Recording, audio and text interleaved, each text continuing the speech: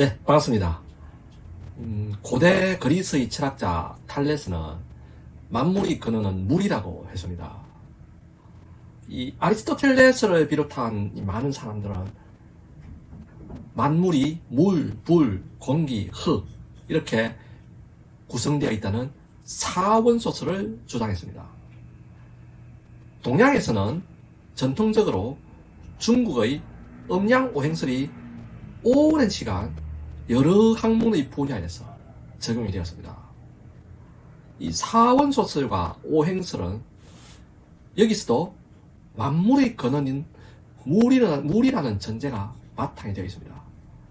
그러니까 사원소설 같은 경우는 물이 만물의 근원이고 불과 공기와 흙은 물이 변화된 형태다. 오행설 역시 마찬가지로 세상의 만물의 근원은 물인데 나머지 목, 화, 토, 금 이 네 가지는 모두 물이 변화된 형태다 하는 전제가 바탕이 되어 있습니다. 오행설에서는 세상 만물이 목, 화, 토, 금, 수의 5가지 기본 물질이 순환하는 과정에서 끊임없이 변화를 하는데 목화, 토, 금, 수 이 순서대로 순환이 일어납니다. 즉 말해서 목이 변화해서 즉 나무가 변화해서 불이 된다. 물론 나무와 불, 흙 이런 우리가 실제로 인식하는 구체적인 물질만을 지칭하지는 않습니다. 하나의 개념입니다. 목이 변화해서 화가 되고 화가 변화해서 토가 되고 토가 변화해서 금이 되고 금이 변화해서 수가 된다. 그리고 수가 변화해서 다시 또 목으로 되는 이런 순환 구조가 일어난다는 것입니다.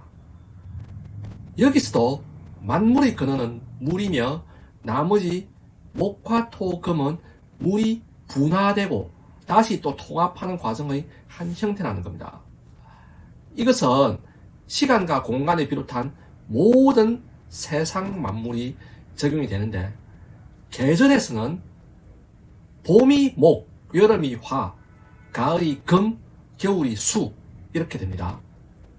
그리고 토는 중앙에서 이 순환을 주관하는 축이 됩니다. 그러니까 봄, 여름, 목, 화는 분화하는 과정이고 가을, 겨울, 금, 수는 통합하는 과정인데 수의 계절인 겨울이 나머지 봄, 여름, 가을을 위해 갈무리를 하는 계절이 됩니다. 빅뱅에서 하나의 점이 팽창해서 현재 우주가 됐다고 했죠. 이 수는 바로 이 빅뱅에서 하나의 점에 해당하는 겁니다. 즉 겨울은 봄, 여름, 가을로 팽창하고 다시 수축하는 과정에서 가장 이제 수축된 하나의 점이 되는 겁니다. 그러니까 겨울을 어떻게 보내느냐에 따라서 나머지 1년의 건강이 결정된다는 것입니다. 실제로 식물이 가을에 열매를 맺으면 그 속에 씨앗을 품고 있는데 이 씨앗은 반드시 땅에 떨어져서 땅 속에서 겨울을 보내야 합니다. 겨울은 자연이 응축되고 작은 부피 속에 많은 물질과 에너지를 저장하는 기간입니다. 겨울에 나지 않은 씨앗은 발아하지 않습니다. 조그만 씨앗이 하나의 큰 나무로 자란다는 것은 그만큼의 정보를 모두 씨앗이 저장하고 있다 하는 말이 됩니다. 이것을 바꾸어 말하면 겨울은 나머지 봄, 여름, 가을의 정보까지 모두 포함하고 있다는 말이 되겠죠. 겨울은 입동부터 입춘까지의 기간이 되고 입동과 입춘은 태양의 고도가 같습니다.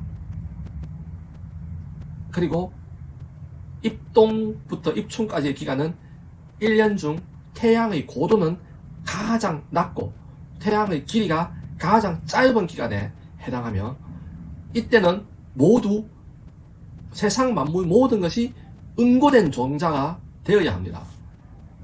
인체도 겨울에는 많은 에너지를 저장하고 충분한 영양을 섭취해야 합니다. 다람쥐는 겨울잠을 잘 때 먹이를 옆에 쌓아놓고 수시로 깨어서 먹습니다. 뱀은 겨울잠 자러 들어갈 때 충분히 영양 섭취를 하고 들어갑니다. 즉, 활동은 줄이고 저장작용은 많이 늘리는 것입니다. 에너지 저장의 가장 효율적인 활동은 수면이며 반드시 따뜻한 환경에서 잠을 자야 합니다. 겨울에 옷을 많이 입는 이유는 에너지의 발산을 줄이기 위한 것입니다. 대표적인 겨울과일로 귤이 있는데 귤에는 동화작용과 이화작용에 모두 중요한 구연산이 다량으로 들어있습니다.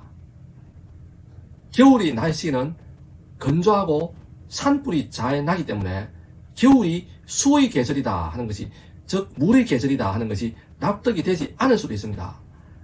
그러나 물의 본성은 흐르고 내려간다는 것도 있지만 응고되고 모인다 하는 것도 있습니다. 따라서 물이 응고되고 모이는 물상이 그대로 반영된 겨울입니다. 응고란 부피는 줄어들고 내용물은 많아지는 겁니다. 입동은 겨울의 시작이며 입동부터 동지까지는 음기가 가장 강한 기간입니다. 이 기간에 몸의 한기가 가장 많이 침범할 수가 있습니다. 실제로 우리는 한겨울에 외출할 때 목 뒤에 싸늘한 느낌 많이 느끼죠. 그래서 외출 시에는 항상 이 부분을 따뜻하게 유지해야 합니다. 많은 외투와 그 후드 티셔츠가 바로 목 뒤에 모자가 연결되어 있죠. 그것이 바로 그런 이유입니다. 그리고 열발산은 두피를 통해서 나가는 양이 상당히 많습니다. 머리에 털이 태아리지 않고 남아있는 것도 바로 그런 이유에 있습니다. 겨울에는 방울모자 같은 털모자를 항상 착용하는 것이 좋습니다. 털모자를 착용하는 것과 그렇지 않은 것은 체온 보존에 큰 차이가 있습니다. 그러니까 이 입동의 시기에는 항상 무엇보다도 에너지 손실을 줄여야 한다. 즉, 몸은 최대한 따뜻하게 유지하고 난방도 최대한 많이 해야 한다 하는 시기입니다. 곧 입동이 되니까 제가 겨울에 대해서 설명을 드렸습니다. 자, 월동 준비 잘 하시기 바랍니다. 감사합니다.